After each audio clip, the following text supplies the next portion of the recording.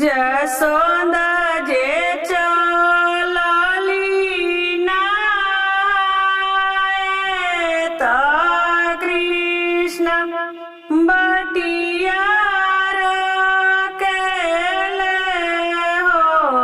हे आमा हम त चलबी तोहरा संगवा त काली दह देखबी। आमा जे दुनु कर जरेली बाबू से अरज करे हो। हे बाबू कालिंद मोटा काघो घड़ावा तो हे के डेरावा दिहे तो हे के डेरावा दिहे।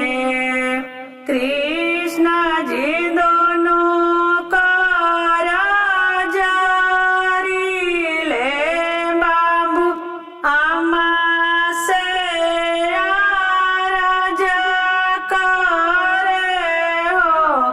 हे आमा कालिंद मोटा काघो घड़ावा हमें ना डेराई है। हमें ना डेराई है नो। बालक रूप जमधइल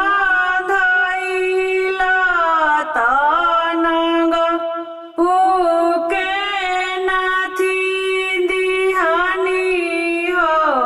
हे आमा कतही ना देख निघो घड़ावा डेरावा वेलु। कृष्ण ही रूप जमधइनी त कंस के विध्वंस कइनी हो। हे आमा कतही ना देख निघो घड़ावा